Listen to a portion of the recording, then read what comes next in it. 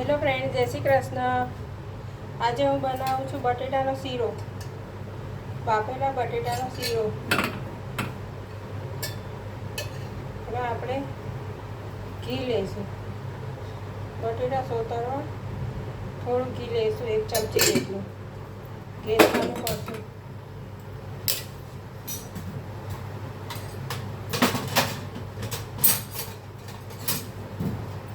ઘી ગરમ થાય એટલે આપણે એમાં બટેટા નાખી દઈશું. બાફેલા બટેટા છે 3 બટેટા છે બાફેલા.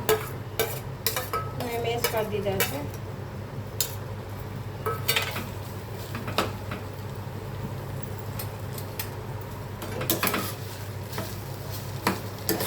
થોડા ઘીમાં સોતરી નાખવાના બટેટા.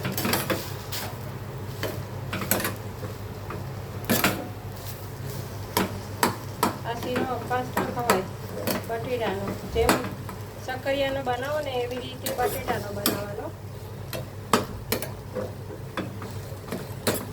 ઘીમાં શેકી નાખવાના તેલમાં 2 મિનિટ. પછી એમાં આપણે દૂધ નાખી દઈશું.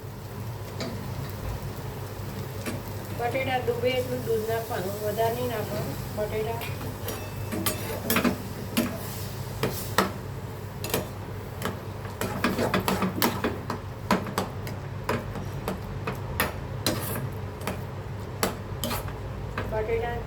ડૂબે ને એટલું જ દૂધ નાખવાનું.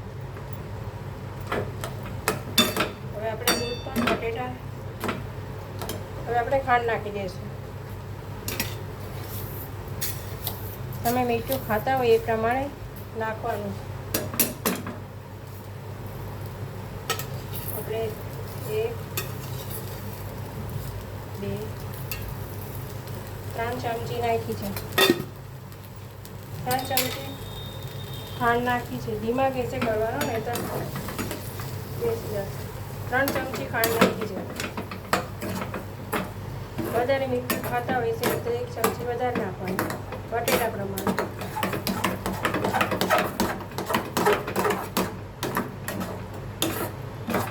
શક્કરિયાની જેમ જ કરવાનો છે. સરસ લાગે છે શીરો, બટેટાનો શીરો.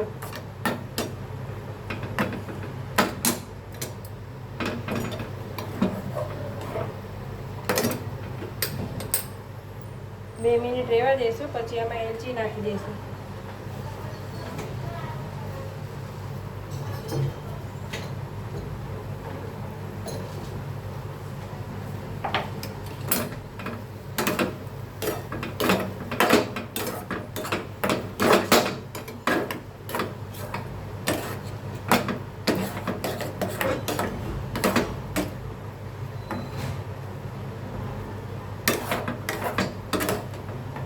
બે મિનિટ પછી ગેસ બંધ કરી દઈશું.